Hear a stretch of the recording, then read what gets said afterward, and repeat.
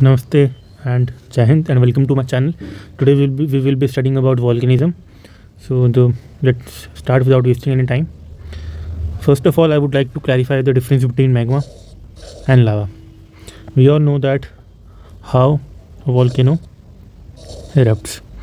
See, it starts beneath the crust, that is mantle, and here magma is present in mantle, and the moment it flows out, it is known as lava. They're essentially the same thing, but the locations are different. The magma is present in mantle and lava is present at earth's surface. So the next thing is that जब lava solidify होता है, it results into the formation of igneous rocks. We have studied about 3 types of rocks, that is igneous, sedimentary and metamorphic. So these 2 rocks come from the igneous rock. So when the lava solidifies, it results into the formation of igneous rocks, and then from igneous rocks sedimentary and metamorphic rocks are formed. Right, now let's classify the lava on the basis of 2 things. First, silica content and viscosity. Let's see how silica content affects the composition of lava and how it changes the character of fluidity. So if the silica content is high, what will happen? Let's see what is silica. Silica makes a bond with oxygen, right? This is silica, SiO2. So what happens is, if the silica content is high, the number of bonds will be high because there will be more silica. When there will be more bonds, the cohesive force will be high, right?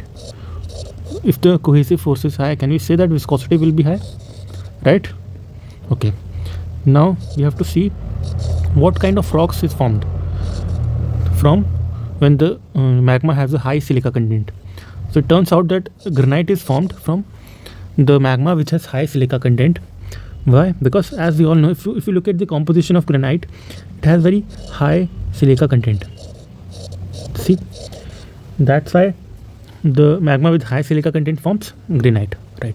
Now what we also need to see what happens when the silica content is low. So if the silica content will be low, the bonds between silica and oxygen, the number of total bonds will be also be low, which means cohesive force will also be low.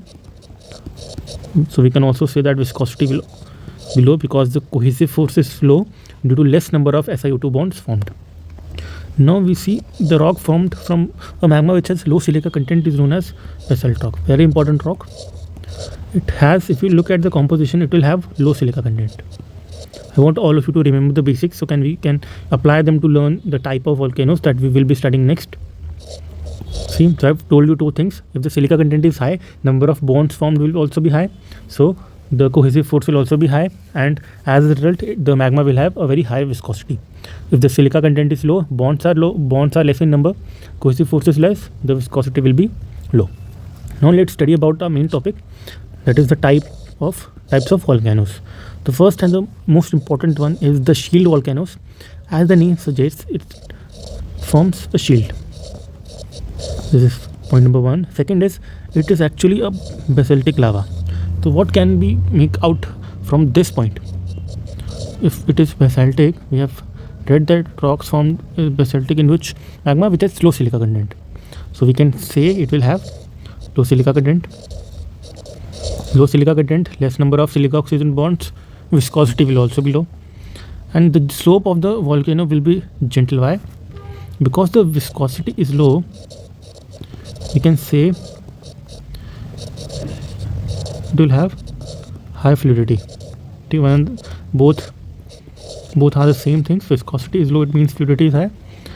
If the fluidity is high, will it need steeper slope or gentler slope?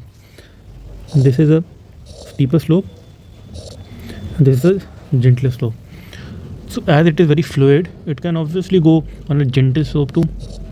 So the slope formed of the volcano would be gentle slope. Now it is also non-explosive. Now why it is non-explosive?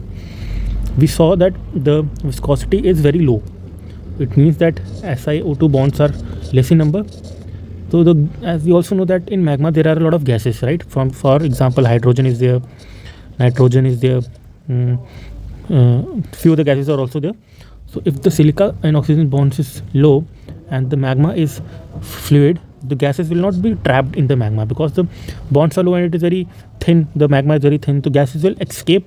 If they escape, it means that no pressure will be built in the magma. If no pressure will be built, there will be no explosion. So they are non-explosive. Example, Hawaii volcanoes Mount Loa. Very important point that it is largest active volcano in the world. Now this is a picture of a representation of shield volcano. So we can see here the magma is coming. This is mantle. As it comes out, it forms lava, and this depression or the cavity from which it comes out is known as vent. And gentle flow we also read about basaltic flow, right? Okay, so we're done with shield volcano. Now we will be starting up with composite volcano. So the thing that we need to know about composite volcano is that it is rich. The lava present in composite volcano is rich in silica. So if something is rich in silica, we read that the viscosity will also be high. See, if it is rich in silica, more bonds will be formed, so viscosity will also be high. If it is viscous, the lava is very viscous, very thick. So to flow down from the volcano must have a steep slope, right? We have done with the slope. Now let's see about the explosivity of the volcano. As the magma is very viscous and there are high number of bonds, there will be gases, and the magma is thick, very viscous. So the gases will not be able to escape. The thick magma will kind of obstruct the way of leaving hydrogen, nitrogen and other gases. As a result, pressure will be formed. Ultimately, the hydrogen and nitrogen will overcome the pressure and they will erupt. So it is highly explosive. Examples are Mount Etna in Italy and Mount Fuji in Japan. This you can remember yourself. Now let's see about the representation of it. It is pretty much the same, but one extra thing is that you can see it has a steep slope. There is vent from where the magma comes out. Ashes or the other materials also come out of the magma, so there's not much to see. The third and the most explosive type of volcanoes are caldera volcanoes. What is actually caldera? Caldera is actually large depression. Now how is it formed? As we know, these are the most explosive volcanoes, so they must have high viscosity. Collapse of magma chamber, right? Magma came out from here. Earlier just a second, the volcano was like this. When the lava came out, it erupted so explosively that it collapsed onto itself. So as a result, a big depression was formed and it is known as caldera. So this is the most explosive type of volcanoes. So we have discussed about types of volcanoes, the type of magma. I hope you really liked it. These are the things that you should remember, and after that there are two things that you need to do. First,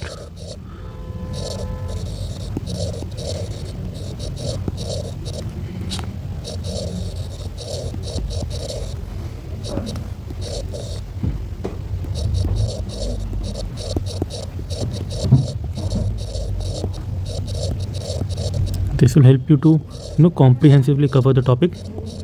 So yeah, this is from my side. I hope you like the video, and if you like it, do comment and tell me the next topics that you want me to teach.